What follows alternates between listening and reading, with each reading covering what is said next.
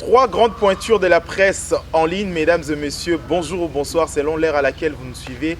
Aujourd'hui avec un invité spécial, un homme politique, serviteur des dieux également. Autre casquette qu'on a découvert aujourd'hui, c'est un écrivain. C'est l'évangéliste Kiziamina Kibila Jean-Oscar, ensemble avec nos confrères, nos chers confrères bien sûr, comme l'habitude. Alain Délé, patron de Nouvelles Tendances TV, et Aruna Merchef, journaliste présentatrice chez www.cleboa.com. Ensemble, nous allons recevoir aujourd'hui l'évangéliste Kiziamina Kibila Jean-Oscar. Je m'en vais d'abord dire bonjour. Bonjour. Alain Délé, bonjour. Bonjour Raphaël Aloukonka. Bonjour évangéliste. Bonjour. Aruna Merchef. Bonjour évangéliste. Bonjour. Alors, ensemble, la première question de savoir d'abord aujourd'hui, Lelo Waliboso Aroué, d'abord, moi Namboka Kiziamina Kibila Jean-Oscar, Lelo na après Kozala homme politique, Lelo ozonga na casquette na yo ya d'abord ya Mosali na Nzambe. Kota la politique Lelo na makambo ozali koleka na mboka na biso na climat. Ozali komona ngo boni. Eza mabe. Mboka ezotambola mabe parce que ce total les réalités à makambo eza na mboka eloko malunga ya malamu politique ndenge ezali kokendele eloko moko ya malamu zate. C'est vrai, mon amboka évangéliste Jean-Oscar Kiziamina. Prenons tout d'abord aspect sur lequel on la analyse entre vie et église de réveil Congo face à la politique et mboka na biso. Analyse ni au sala. La première des choses, c'est que l'église de réveil, je suis de l'église de réveil, mais c'est une église qui a beaucoup de problèmes.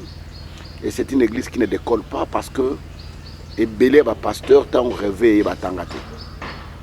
Nous avons benga à temps plein, Yesu atanga wapi, Pierre atanga wapi, Azaki pêcheur, ainsi de suite. Alors vague wana et même qui bat tout ce monde moi dans la deuxième secondaire à tiki classe, il faut comme un pasteur frère en Christ ainsi de suite. Alors biloko wana même que lelo na classe na biso pastoral, il y a beaucoup de gens qui ne réfléchissent pas rond. Ça dans le sens que ma situation expliquer, c'est difficile de comprendre. Voilà pourquoi j'ai toujours été mal compris. Ndenge dans un livre moko ya Martin Luther King dit j'étais mal compris tant de expliquer que il faut tout côté la politique tout changer situation makambo ndenge zali o ba noir bazali ko vivre. Alors répression ya kamakasi. Ba comment qui condamné ko loba ceux qui ont souffrir le corona il faut tika biso na état autozana yango. Mais c'est vrai qu'après qu'ils ont compris que Mouton Azaki n'a raison. Et de même, dans le bain de Bassali Nanzan, pays de chrétien, le seul pays au monde où il y a plus de 80% de soi-disant des chrétiens, mais au moins, dans le cadre d'institutions, on a battu Bassam de la rapide. Nous avons laissé entre les mains des païens, entre les mains des occultistes, et par conséquence, c'est ce que nous vivons aujourd'hui.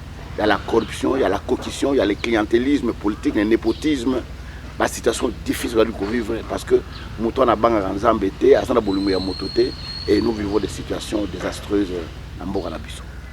Ok, voilà. Évangéliste Jean-Oscar Kiziamina Kibila, question juste pourquoi est-ce que pasteur plus l'église de réveil, ça va sous vraiment valeur au Bozaki Nango C'était pourquoi? Parce que entre vous, pasteur, vous avez un et puis comment plus qu'on peut ça moi accréditer qu'on dit plus l'église catholique dans le sens que na makamune ta politique ba mona ba pasteur ba mi pesa ka penza ba mi pesa ka penza te. Non, je pense que l'église de réveil il est ça bon banga ba pasteur ba sana ko banga mingi sur des peureux à mon que ceux qui a lobby boyer ba ko kangaye à kota prison à sala boyer. Certains vont dire non, mon église catholique, c'est l'église Yébana, papa au téléman, et ils ont une seule direction. Par exemple, Moussé sera lobby, bango nyos, bango sera féodé, na kati ya makambo yo, Moussengo à lobby. Mais bis l'église de réveil, et ça système est langa masango. So on connaît langa masango, monde de sango na monene na mkieza na mandefu. Donc ça dit que mutamuza mo continue ko na ye na makambo na ye. Okolo baboye, o paté no bandima biso to sala makambo na etal bisote. C'est difficile na cohésion moko. Voilà la plus grande difficulté dans l'église. Alors, et pasteur Kiziami na Kibila, oza moto o vani mingi na église, oza parmi bato balamusa pe réveil na évangélisation na Congo pour Christ et autres. D'abord eloko yo, il faut si lelo il faut koloba. Il faut garder toujours le terme église de réveil, c'est l'église qui endort aujourd'hui. Pour la Makambo Italie, d'abord Makambo a conscience, interpellation Makambo mingi, bakomi ko interpeller par pasteur à tout moment na Makambo ebele et en même temps le pasteur se taise quand il y a Makambo ebele, souffrance na est na awa, batoko kufa, Makambo politique et tamboate, le pasteur préfère peut-être que se taire ou soit à une position na place aux allées il y a majorité. Non. Votre les faut garder terme réveil to l'église. Non, tout ça l'église de réveil, mais souvent makamo bisto lobaka yango mingi ba landaka bisote. On a toujours dit, la Bible dit, la sagesse du pauvre est méprisée.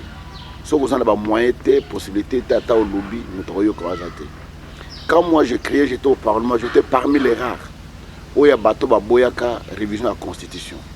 Même ba primo ba pesa na boyaka za primo wana. Est-ce qu'il y a des gens qui chaîne moure lobela yango? Au contraire, chaîne bimisa makamususu balingba bakisa fonctionnaire mbongo parce qu'ils amènent na boy. Est-ce qu'ils ont un parlement moko oyo batuna balingba bakisa mbongo na balingba bakisa mbongo te? Question wana ezalaka te. Oso question ezalaka te na lingna boya ndenge nini, lingna ndima ndenge nini. Mais c'est que ville pendant à travers la ville. Mais les combats que je mène au-dedans pour nous faire réfléchir parce que kondima, ko réviser constitution, ko kena tout moko. C'est un arbre qui cache la forêt. Et vous avez une façon de tricher, une façon de marcher et en anding malamote. Mutayoka angate, mais diamo pe le bela angote. Au contraire, batolwa makamalo. Nous avons mis batoli bosso à téléméra révision constitution. Mais vote était mal levé. Vote est mal levé. Les attaques qui ont bolé, les mal levé par image ezali. Et ce qui m'a coûté aujourd'hui que Nganazala invalidé dans le Parlement parce que les attaques parce que les gens n'ont pas accepté. Ndeng na téléméla kango, na téléméla ka que les députés nationaux basent à la voter dans la circonscription de la commune. Et loi est le caté pour la ville à Kinshasa. Et ce sont des choses qui ont fait que je sois invalidé. Non, non, le bélan, mon côté, mais de mon côté, je suis 400 voix dans la ville à Kinshasa. Que nous avons 400 voix. Même si nous avons Pungiat, nous avons Ndoki. Qui m'avait soutenu dans ces combats? Personne. Pour vous dire que ma camarade de vivre dans Katambo Kanabiso, c'est réel. L'église de réveil est Zali.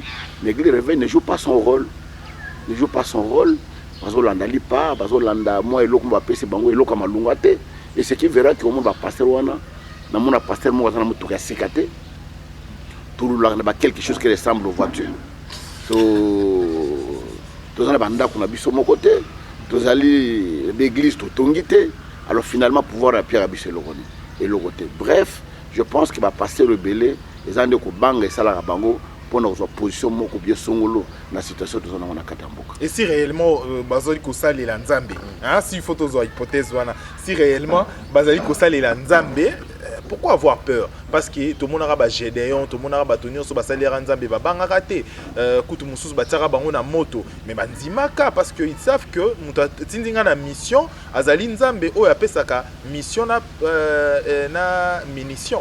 D'abord Moutouana il faut comprendre. Quand quelqu'un se dit que les chrétiens sont contre la politique, il y a la déclaration de parce qu'il y a déjà qui a la politique. Ce qui fait qu'aujourd'hui, la politique, nous sommes mis en quarantaine. Dans l'église, au monde, dans le théâtre, dans les émissions. Dans le Parlement, dans chaque chaîne de télévision, il y a une émission qui passait. Est-ce que le pasteur a la politique? Tant qu'on a invalidé, on a tiré au monde cette émission. Et je savais que j'étais visé. Mais aujourd'hui, il y a aussi des pasteurs qui sont là-bas. Mais ministre hydrocarbures, certains pasteurs. Il y en a beaucoup même dans le ministère. Le ministère, bah, ça est belé. Mais tout le monde visait que même les loups qui est passé à côté de la politique d'Akaka, ils amènent. Et je comprends que dans la carrure, c'est normal pas le belé. Merci mon amboka évangéliste Kiziamina Kibila. Comment on a peut-être par un parcours politique parce que politique à la cacawana parce que tu dis quand même que vous continuez toujours pour ça la politique. Mais tous en moi en ce qui concerne toujours la force des églises de réveil parce que tu vas continuer à regarder le concept on a l'église à réveil. Au moment où sur terrain celui qui met un peu palper makambo ni sale sala matoko mona keno ils a contraire il y a réveil mais tous on a siko na makambo sur le plan politique est-ce que tu peux continuer à couper sa confiance dans les serviteurs de Dieu pour bazar l'église et réveil confiance toto longola yango parce que jusque là le rôle auto bande ko s'attendre nango et pas na bino eza auto zo mona leloté lorsque le peuple souffre aucun pasteur peut te traiter les mapona pour le bela peut-être le lot zo mona oza rap parmi ba balwa ke noté souffrance et ali mais au départ au monde musala mais non vous savez les politiciens bana misala mabe bazana nini mais une fois à côté na katia il y a carré déjà et salama le pasteur c'était alobaka lisusu a commis ne touchez pas mes oins et communication bato balobi boye oh non on attend nzambe aloba mais Congo na peuple nango bazo continuer ko souffrir est-ce que tokoki lisusu ko pesa bino confiance par rapport ya rôle oyo église ezo jouer na kati ya mboka toto longola biso confiance parce que jusque là tozo ba souci place nini tokotia bino non faites-nous toujours confiance parce que vous devez savoir dans chaque règle ne manque jamais d'exception. Nathan Eli à Lubin Kolo na Tikalinga Moko. Dieu lui dit non, tu n'es pas resté seul. Il y a encore 7000 qui n'ont pas encore fléchi leurs genoux devant Baal. Les lots barraques serviteurs Bazali, au Bazo Bunda Ponamboka, au Bazali se manifester, au Bazali peut-être se sacrifier d'une manière ou d'une autre. Bazali, Bazangité. Je pense que malem avec le temps, il y a des choses qui vont se dessiner. Mais pour cela, la confiance, on ne sait pas. Malgré tout ça, le nombre est réduit, mais le combat continue. Et d'ailleurs, je vous dirais, ce sont des personnes qui souffrent plus. Parce que le dimanche, dès que prière est signe, moi, offrande, maman, moi, je suis dans l'hôpital, je suis papa, je suis au frère, moi, je suis dans l'examen, mais la bise est allée, tu verras qu'il y a toujours des problèmes. Et même à Bissoana, même au l'église, offrande, combien? Les leçons m'ont tapé 500 francs. Pour ça, $1, combien de personnes? 4 personnes, il ne faut pas payer ça. Pour ça, $1 à Pamba. Et devinez qu'est-ce qu'ils ont dans ces églises? Absolument rien. Ok, voilà, évangéliste des gens, Oscar, les amis qui là. Question là, celle dans un moussousou, les cas qui n'ont pas chaîne, Dieu veut reconstituer l'église. Dans quel sens? Il y a Boma. Pasteur misusu génération akala oyo bozo sala basali musala bien te babemi makambo belé musu ya mabe pas batu eza na église au mona pasteur yo moko za na église azote ya mais débauche ezaka na kati église wana ba pasteur baza pe ba source ya makambo musu mabe oyo komi biso na ba foyer batu et bien alors nzamba olinga aboma génération ba pasteur oyo ya kala par rapport à cela évangéliste ko lobani et puis na église. Et puis une église, eza okomona beaucoup en église ka pasteur ni mutana ba jipa bien. Yenda za bien. Pasteur akomi kwa nzambe. Son entourage qui souffre. Ba ton église bandimi voiture eza la car ya pasteur. Bandimi l'église ba na mutuka te, mais ka bandimi na bazo ya wana bazo souffrir. Bango lisusu faut ba pesa ka badon, il faut ba sala ka boy donc ba pasteur bazo lia kana sima bandimi. La première des choses dans le baquet, nzamba ko boma ba pasteur te parce que ba salima bien. Pour ça, on a changé, mais à refaire. Ça, c'est la première des choses. Ma belle à l'église de réveil. Moi, je veux que j'ai passé beaucoup de temps en église catholique. Je voulais devenir prêtre. Avec ça, termine à couvent. Mais combien de prêtres qui ont des enfants? Ma kama pédophilie, bimina mokili. Scandale à pédophilie. Na Europe, partout dans le monde. Na ba évêque. Combien na kata pédophilie? Au cours de l'église de réveil égalité. Pour nzama boma bangote nzama linke muto abongwana et ya mibale c'est mal, c'est une mauvaise intention. Il y a quand un pasteur va vivre à carrosse pour une aboye. Je parle, je suis devant le micro depuis un pasteur il y a qui y amène à terre aux oies piner à voiture dans l'église nanga. Ah bon? Ah bon. Attends à Brazzaville, mais non, je vous dis franchement. Attends à Brazzaville. Qui sa micro na bino même dimanche l'église na bengi bino. Est-ce que vous pouvez pasteur na bino cadeau même yanini? Je vous dis na somme moins 12 parcelles na mbongo na moto kinde na tambolaka na kia kutela mboka boye ba pamboli ngai na ina somme le pan pour l'église. Na tamboli boye ba pamboli ngai na somme 12 parcelles on a somme nga mona za locataire. C'est dans l'évangélisation, dans l'évangile.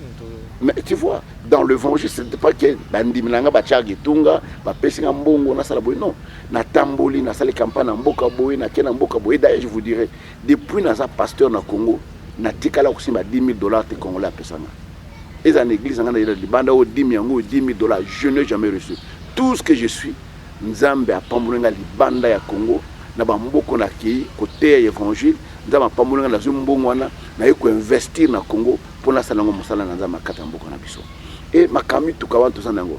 Ce ne sont pas des voitures mes frères. Ce sont des quelque chose qui ressemble à une voiture.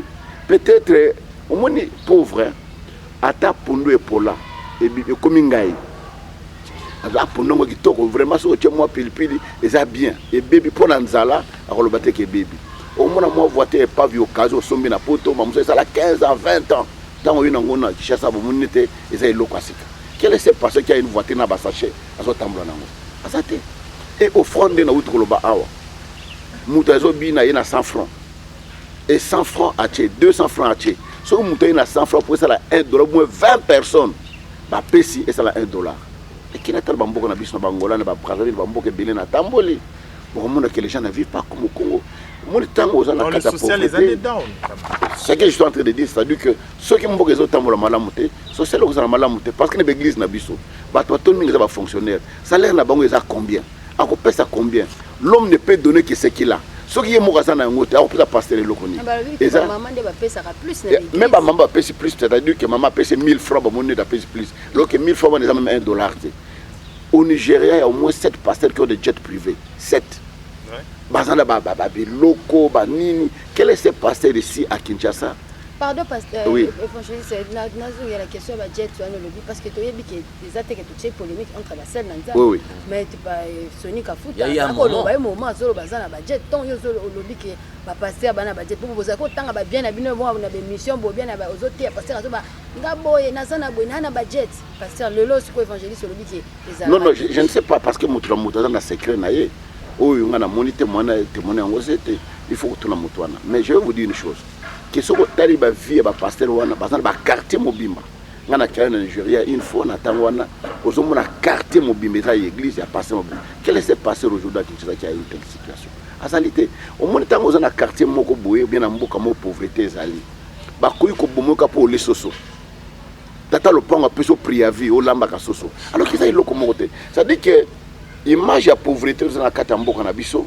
Moto ala chemise kitoko moni kasa na mbongo. Moto ale ameliti na tongo na avocat moni kasa na mbongo parce que pauvreté est tellement makasi yango mais en réalité au Congo aucun pasteur n'est riche. On a des moyens. Sauf couple olangi paie à l'air un peu parce que ba onde au moins bazaki na mbongo ebele. Bon parce que au moins l'église na bon pesa étendue à travers le monde. Ils ont des grandes églises dans Masai Bangongolu mais le reste des pasteurs que nous sommes, je ne vois pas quel est ce pasteur qui pourrait dire que il y a ça vraiment na vie moko boto. Na ba moyen ko soma moi lipa olé futinda $200 mais qui no go ba moyen penande mbongo ngo yozo osana 1 million na compte. En tout cas, c'est à compter au bout des doigts. Homme de Dieu, ce qui dérange les peut-être en parlant de la souffrance, et ma camion surtout Bino le calvaire et autres. Mais qu'est-ce que fait que Bino Bokarotombo la voie? Peut-être vous avez plusieurs plateformes.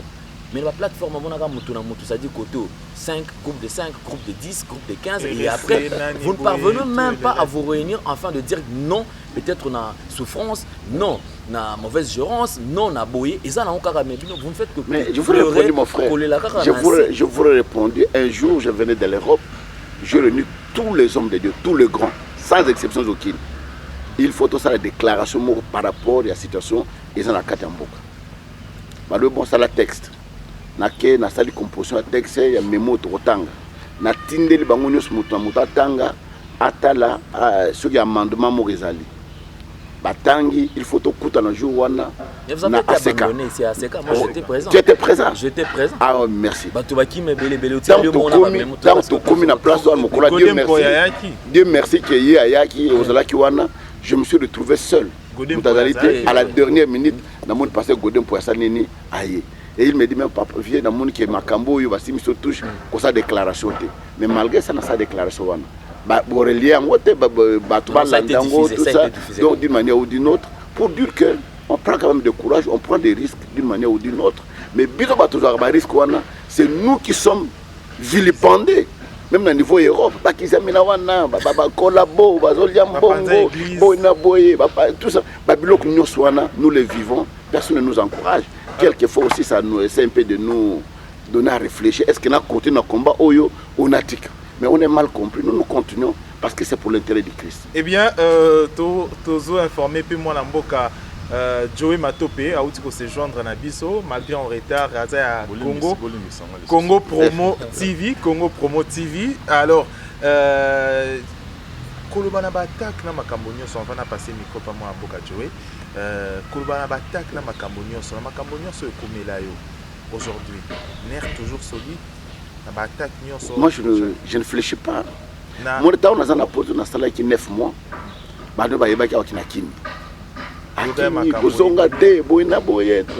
Parce que les 30 mois qu'on marche, les qui va boire la lacrymogène à quatre églises. La prière, bah tu as l'église, tout ça, image des alliés, l'internet partout. Mais je suis rentré au pays. Moi, j'ai toujours dit que la mort n'est qu'une seule. Okufa na maladie, okufa na mondiki, okufa na accident, okufa na nini zakaka liwa moko. Un homme ne pourrait pas avoir peur. Il faut bannir la peur. Et je dis merci à Dieu parce que en longolanga et lokwana kobanga na mutunanga izalakati. Mais la bataille que comme un rappel moi entre nous soit dit il faut et c'est une belle occasion entre nous pour le bango quand même. Oui, Kaboro et Komarato qui pasteur Kiziami na Kibila na poto kokanga ba ndimina yo na kinzungu moko boye na molangi ota na molangi obwaka bango na cimetière moko po bandimi ba ila rombongo ebele entre nous soit dit. Bon na Belgique c'est la plus église na yo na sabine lokmoke. Na Belgique, na France, dans une église, on a okanga bandimi wa ba opesa ngambongo. Na Belgique ou bien awa. Église à Belgique, église à France, église ni za monene. Pour na kanga église à France, il y a suscité, il y a Londres, des à Belgique. C'est un frère qui voulait partir de l'église, il était pasteur, alinga kende, naie, pour bima prétexte naie à sali qui est passé examen na kisi boy na boy. Mais les résultats ils a quoi? Les résultats ils année. Et puis bandimi na biso même bato na pour débiter sur to réfléchir ça. Cimetière à poto wa kota ngo na butote. Yo qui no kota cimetière na buto ndenge o kota na porte ni mabele apo ça mabele il faut buka ngo so na bire so na nini yo ko buka ngo ndenge ni po kunda et puis tango so buka sécurité ça na mais réfléchissons quand même na mboka oyo. Pourquoi les gens ne réfléchissent pas? Donc ce sont des prétextes. So ko kanga bat na bilana o kana Kishasa oyo bandi baza na plus de 2000 membres on a ça na bango baza na mbongo on va ça ba possibilité que na Belgique. Yo le bien na Kinshasa mbongo ezate yo mo ko se contre. Mais non, on baza na mbongo ya ko leka tende na poto. Non non, ba baza na mbongo baza quand même na Kishasa ba mbongo ebele te bazali mais na ko ke no kanga moi cellule net ya ba intercesseur ya Belgique pour na ça non c'était un faux fouillant na limbisa bango nzamba limbisa bango parce que bato ba yebingate donc on comprend sur attendre livre na parle de la première élévation dans 19 ans na comme passé à 23 ans je suis le premier jeune pasteur à 26 ans ya ko sala ba campagne à ba stade et tondi ba miracle salami donc erwana zaina ba kisi so kiso na uzango lelo j'avais 32 ans sur 34 ans dans ce stade de martyr 3 jours et tondi ti lelo mutasa na campagne ndengo na za TCPC.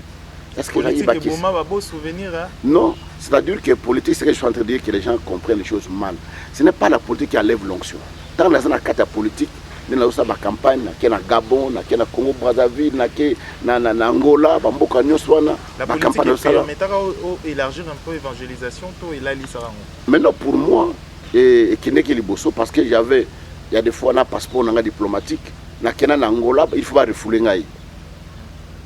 Passer ya kuna ba collaborer il faut pas refouler nga mais tant ba na hôtel na bimisel ba passeport diplôme asamo kondi to simbate je fais une grande campagne en Angola c'est une opportunité donc je vais vous dire une chose que au bon moment ya mutu les akana politique il y a des pasteurs qui font des scandales dans la politique ba maman ba beli ba so tekana ba winzi ba pasteur tout ça ba so ba scandale dans la politique pour dire que politique ils ont état d'esprit. Ils ont appel, ils ont vocation. Tout dépend d'une personne à une autre. Moi, je fais les sciences pour l'université. 5 ans dans l'université en tant que politique. Dans le temps de la Bible, dans le temps de la syllabus, dans préparé des examens. Et il faut que salle la montée. Non, je dois mettre en applicabilité. Si on a ma coquille, je vais présenter aussi à la présidentielle. Parce que ma coquille est alité. Bon? Mais pourquoi pas? J'ai la tête comme tous les autres. Ils ont étudié avec moi dans les universités.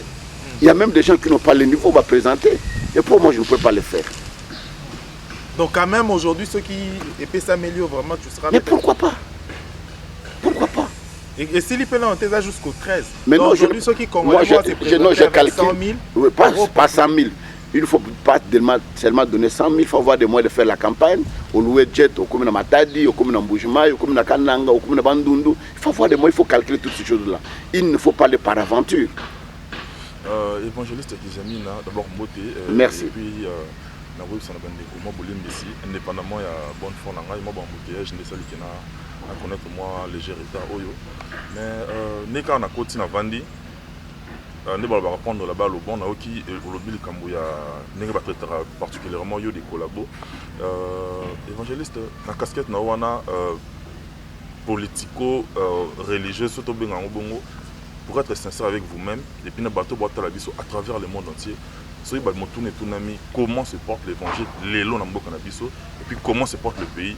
Et nous nous posons na banana wana. Je dis tout, je l'ai dit, ma première question, c'est mal. Il a tamboulaté.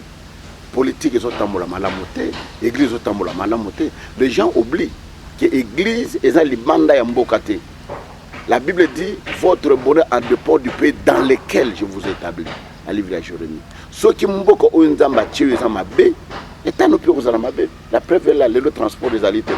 Passer à Pumbo pour qu'il y ait une église naïe. Le na kat na mboka mobulu ezali passer à qu'il y ait nana osala campagne. Muto osala ngote.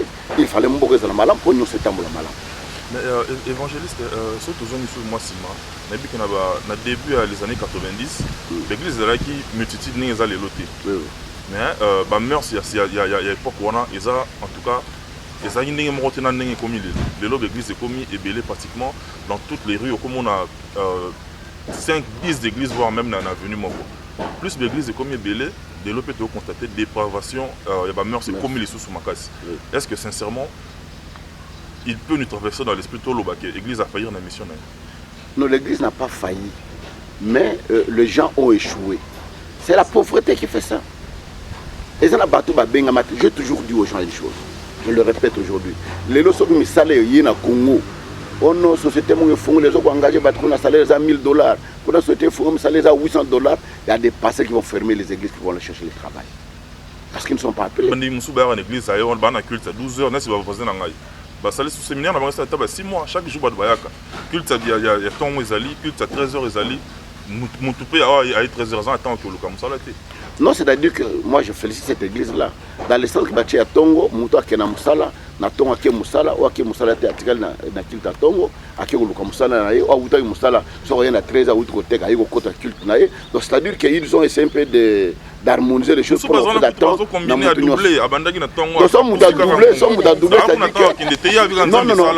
non, c'est faux. Moi j'ai toujours dit aux gens de travailler. Parce que moi je suis un bosseur. Moi je ne vis pas seulement de l'église. Je vous dis que na Fongola école nanga elle bosse à 23 ans. Na Tongyongo étage 18 salles de classe. Ils ont le canal publicité dans la télévision bozo monango. Je considère l'école à 23 ans dans pasteur té. Je une école à Kalam. Mais j'ai fait pourquoi? Je travaille. Nazana bilanga na plateau bateki. Na kena bilanga na plateau bateki. Bambeto ngwana. Na zona poto pour na fongola polyclinique na baksa oyo sanango. Pourquoi j'ai fait toutes ces choses? Je dois travailler, je dois bosser. Pourquoi la personne candidature dans le Parlement? C'est pour travailler. Donc c'est-à-dire qu'il ne faut pas penser que Bisso a passé au pays que ça va salater. Oui, oui. Celui qui ne travaille pas ne mange pas non plus. Alors, donc, et là on a vu Sabino que ceux qui battent salater parce que Moussala n'a mboka oyo ezate. Ceux qui Moussala bimi na mboka oyo, au komona que batu nyoso ba osala Moussala. Avant de la question, il y a Montazo coaché Bisso aujourd'hui en dehors, il y a Plateau qui est ici. Lélo, d'abord, pasteur aujourd'hui, vous avez des entreprises. Parfois, nous sommes besoin d'une entreprise. Mais il est vraiment difficile comment un pasteur a engagé fidèle à l'église. Pourquoi cela? Par exemple, Lélo, il faut tout calculer. Yo, moi personnellement, combien de fidèles yo ont engagé dans l'entreprise où il y a yo? Mais vas-y vérifier. La première des choses, je vous dirais que moi, dans l'entreprise, c'est pour engager comme fidèle. Je fais l'entreprise pour engager ceux qui ont la capacité, le mérite, méritocratie. Les alités que nous pouvons never n'anga cousin n'anga et bien je ne peux pas engager un frère de l'église, un caméraman, la caméraman, un directeur technique. Il doit avoir la capacité. C'est basalité. Mais ceux qui ont la capacité, belé, au directeur technique, il y a télévision, la chaîne, la radio, RTP. azali membre église, coordonnateur, Nzolantima, aza passé dans le ministère, directeur, préfet école Angaba, azali membre église, directeur, aza membre église, des enseignants, j'ai au moins une affaire de 60 personnels dans l'école, la primaire, la secondaire, dans l'école Nyonso. Donc c'est sûr, il y a des membres d'église qui sont là, mais on va l'ingiter, on va la capacité de nos carbone à ma capacité. Alors, question à Killer ici, pourquoi les églises refusent de prêcher la repentance? Elles sont plus basées dans le matériel. Non, c'est faux. Une église ne peut pas prêcher, ce n'est que la repentance ou bien le matériel. Le tout font de peur. Dans le livre qu'on a commis sur les mystères de la croix, je parle de la repentance. Mais il faut que Moutouana aille en Bayesu. Comment on ne peut pas prêcher la repentance? Ezali kaka extrapolation ya biso na mboka ya koloba makamanda, mais non, on prêche la repentance. Ok, voilà, quand j'ai eu ces amis à Kibila, tout le monde avait dit, monsieur Somo, un pasteur, à Monique, Azana, nous coûte ma casse. Azana, vraiment, non, ma casse, mais a dit qui, côté Azana, lui, c'est à susciter, bah, tu me suis l'église, on va remplacer, genre, dauphin, bon. Ah, mais c'est, bah, tu me suis à susciter, qu'il y a au thé à susciter. Comme nous sommes formés, nous sommes pasteurs, nous sommes pour prêcher l'église, au salon. À jour retraite. Bon, retraite qui a vendu, mais au salon, nous sommes côté à son église. Mais la retraite en voilà, pas de côté. Parce que mon salon n'a pas bien besoin de vous de côté. Deuxième question, c'est l'eau est comme ça, on a compris na l'église au Kuta. Réfugié, il y a des photos à pasteur, mais des photos à maman pasteur. Il y a des photos à l'Obanine. Pourtant, vous avez appelé Yomoko. Mais l'église, vous avez des photos à pasteur. Maman a besoin qui toko, bazu bachina maman a besoin wana. Elinga Kolobanini. Bon, naebite wana botuna na l'église bo mona yango parce que mukolo vision wande a comprendre ko expliquer pour ni na tcha. Lokola nga na tchate, moi expliquer bino ezate. Pe l'église nga pe me fiji nga moko ezala raté. Donc moi expliquer bino ezate. Mais vision on dirait comme contagieuse. Non non. Le lopende ça. Non non. Non, tuna bango po ezalini peut-être bazali couple bengam le papa olanga maman olanga bengam na ministère bango mi bale bazo sala nzambe bakoza na 4 mais pour baitsa aruna mère chef oka maman pasteur aza maman pasteur to papa pasteur mais couple il va toujours liboso na ba quitte quoi ba roi ba vandi bango et tout non de personnalité non pas quitte personnalité. Même dans mon kili, mon kunda, c'est comme on a banni na été. Mais maman pasteur. Mais on t'a benga ça moi sinate. Pour la nouveau kabula, c'est yo wan bolingo tchaba divorce, bolingo tchaba divorce na kada va pasteur. Ceux qui va vendre wanda na moi sinaye, moi je pense que c'est bien ba ki azali abala. Azana moi sinaye. Et moi j'ai toujours contre et ba pasteur même bala ta ba PTT. Il faut osala na ngona loboko ba bike obala. Et de deux, moi je ne trouve pas le mal, parce que avant la peine, moi Sinaïe, dans 4 églises, je trouve pourquoi les séparer. La Bible dit qu'on ne sépare pas ce qui est dit à Ini. Vous voulez les séparer pourquoi? Merci, moi, Moka, évangéliste, Kibila. Mais dans une zone, c'est quand même ici, point soulevé en ce qui concerne retour à Kinshasa.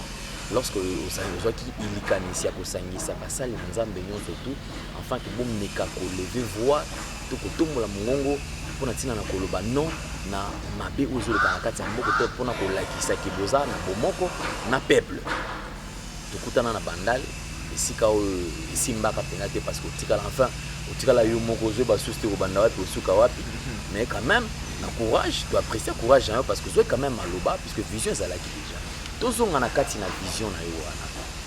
Que pensent les hommes de Dieu, les serviteurs de Dieu? Que pensez-vous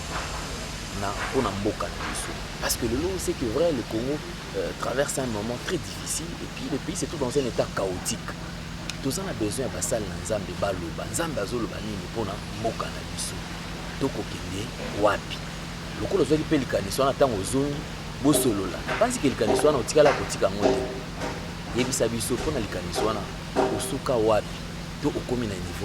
Non, je pense que les canons de Soua qui n'en là, parce que je n'ai pas compris, je ne me suis pas fait comprendre. Parce que vous savez qu'il y a des gens qui se trouvent du côté de la mangeoire.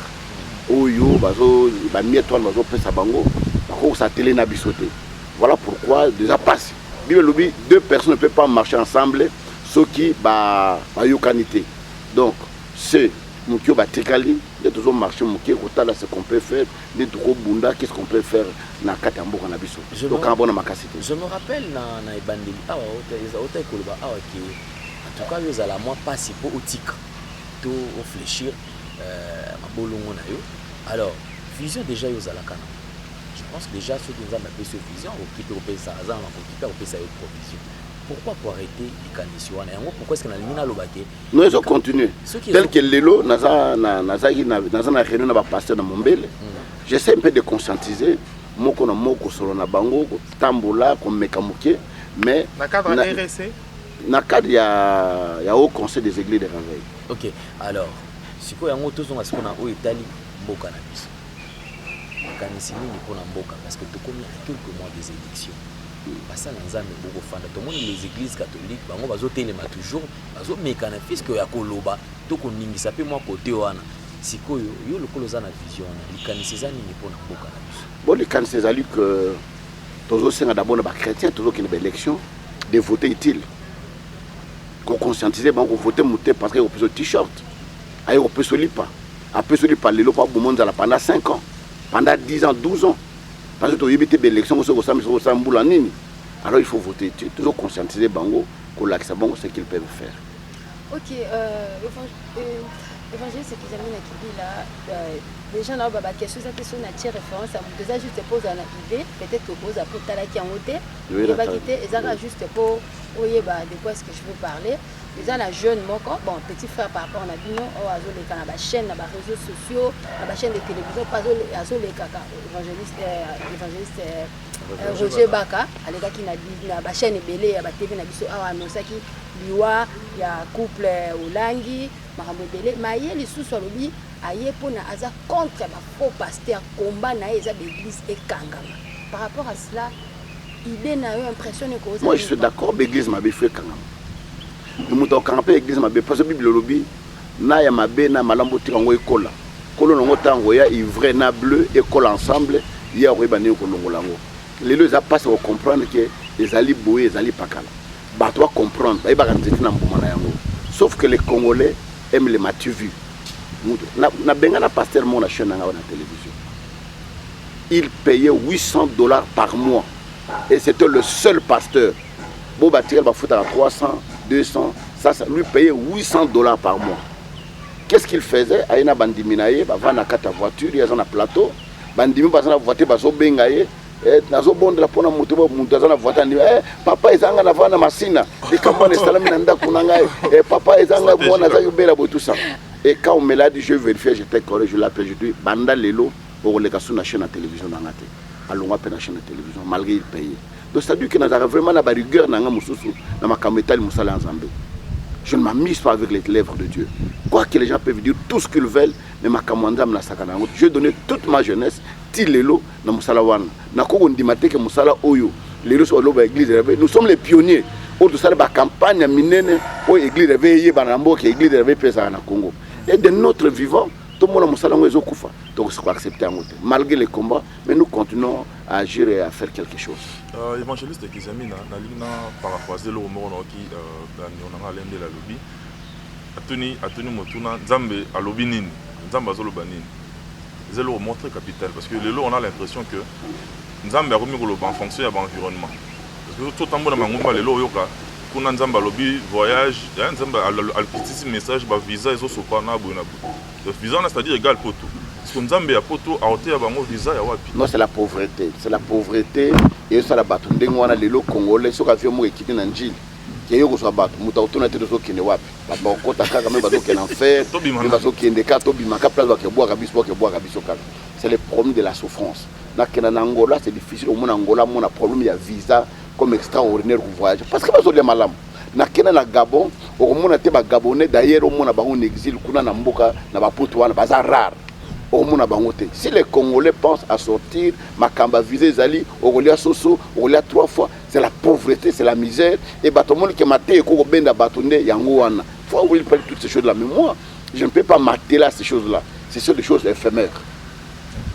Alors, to solo la makambo siko tozonga tomo qui na presque na suka ya édition na biso to rappeler bato au balandi biso peut-être ba éviter to yambi bongo pasteur évangéliste Kiziami Nakibila Jean Oscar Azali honorable député honoraire également écrivain nakati ya casquette na écrivain oyo etikali ngonga ya suka to lobela makambo oyo ezali ya ba livre au ba ouvrage au mi otier na porté ba congolais nyonso avant to kende yango impression na yo ezali nini na dauphin oyo majorité présidentielle à présenter.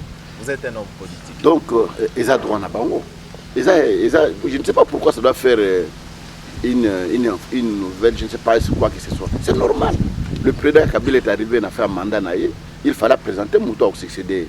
Donc je ne pense pas que ça ait le Sika ou bien ça événement. C'est non-événement.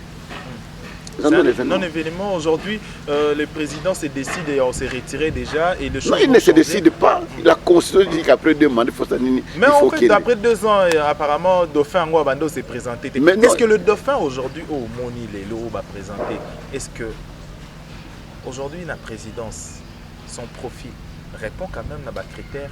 Moi, j'ai travaillé avec Chadari quand il était député. Il y a des collègues dans le Parlement. Je connais Chadari très bien.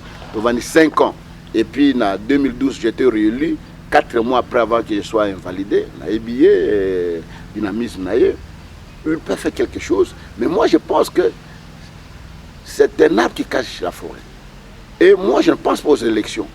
Je ne crois pas. La première des choses, il y a l'opposition qui dit qu'il y a une élection avec la machine à voter. Et au niveau de la majorité, il faut élargir la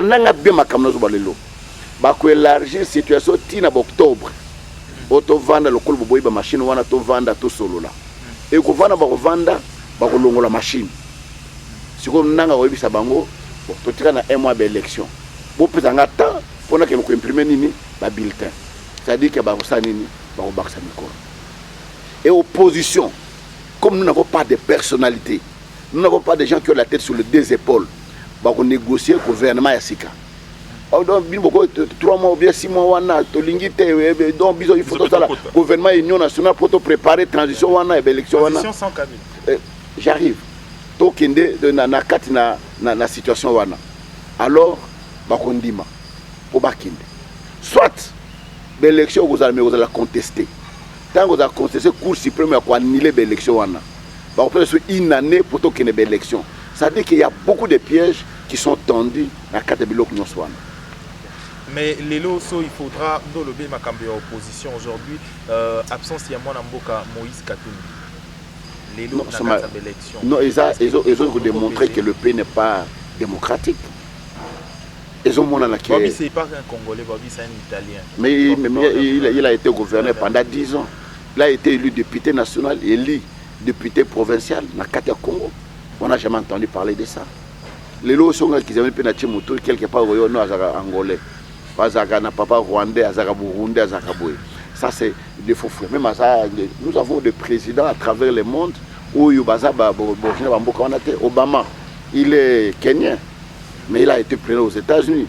Sarkozy, Azali, français de Souchité. Et il y a tant d'autres que nous connaissons. Ça, c'est un faux combat. Moi, je pense que ce qu'on a fait pour empêcher Katumbi à Kotate, c'est une grosse erreur qu'ils ont commise. Il faut le laisser entrer à concourir dans la de quoi il était capable. Alors, Toké, un dernier point pour tout à terme dans l'édition à Lelo. Et ça, ouvrage au ici.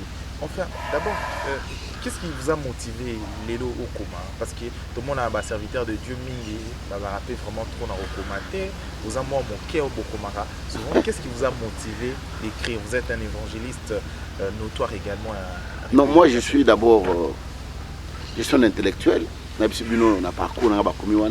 J'ai une licence en sciences politiques et administratives de l'Université libre de Kinshasa. Na Silici. Et puis, il faut que la trace. Bateau Hollande, quand même expérience telle qu'il y a un livre de la preuve d'élévation. Je suis en train d'expliquer aux gens parcours Nangaï.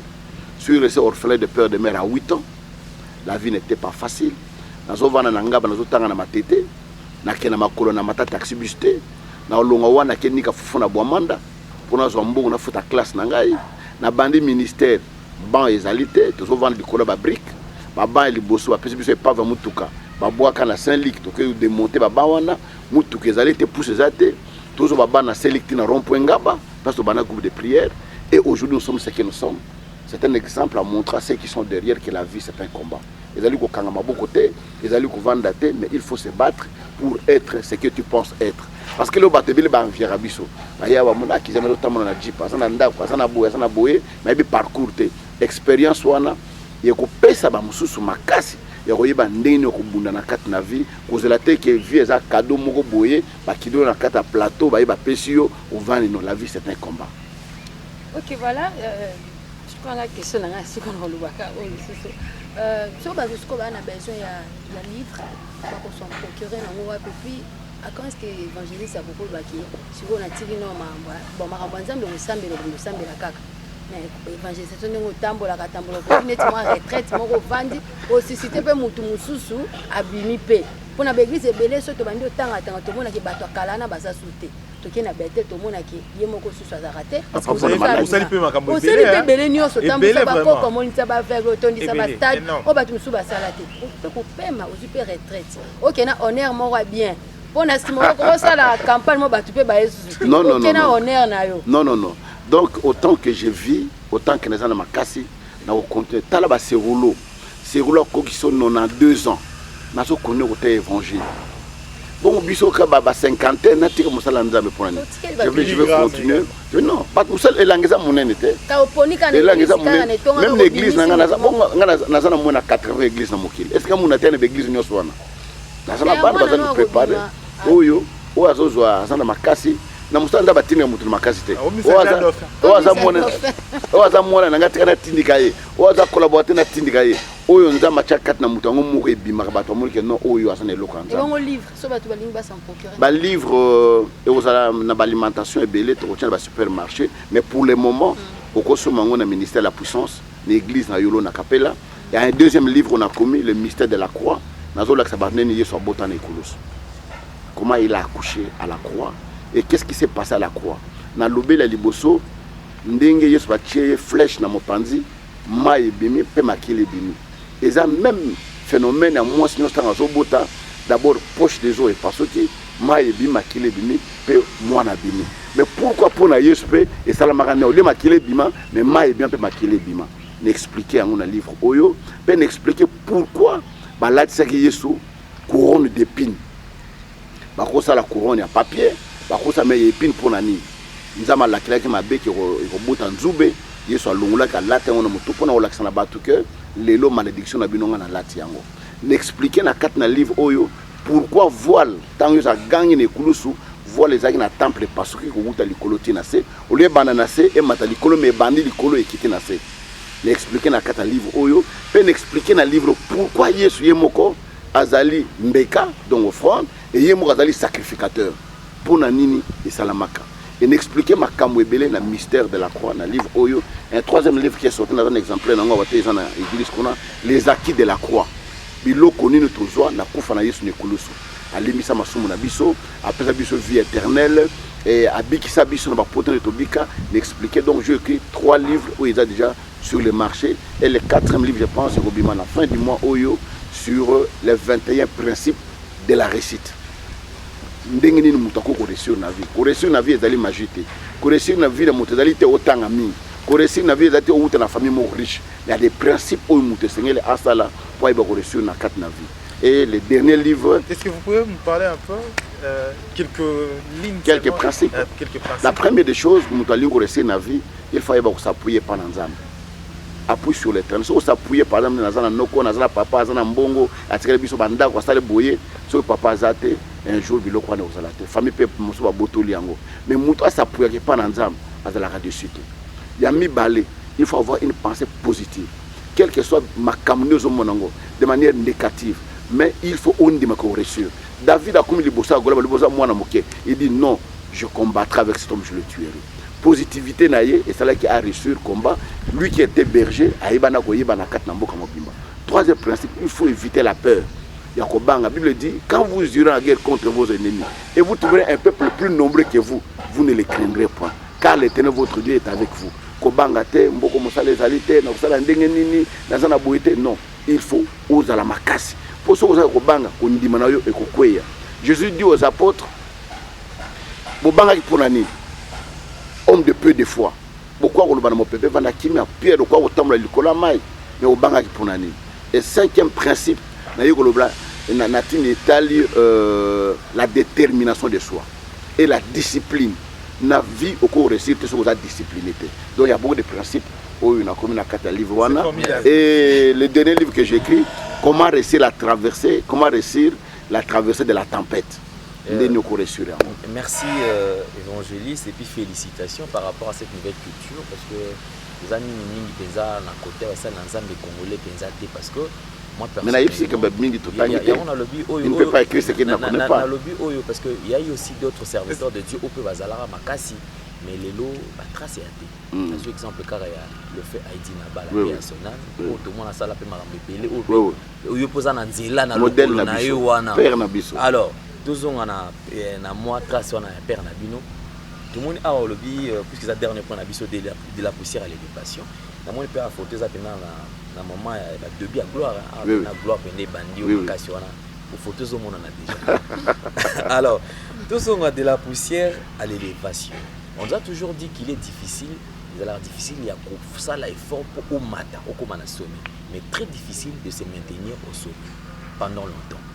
Ah, tout le monde peut y aller à Basta de martyrs et pas écouter le terrain que tu as sanaté. Et ce que tu as anga bakuna yo bando beta wando sanaté. Ce que muta tcheb liba botra yo ce que il faut longola et puis il y a de miracles banda kolana. Mais une fois au sommet la katia étiquette gloire wana très difficile à croiser pe salama même. Apparemment un miracle les akini moi penza ya netu wando sala ya full wana. Na wudi 2 mois, il y a 1 mois na wudi na Cameroun, na wudi na Côte d'Ivoire.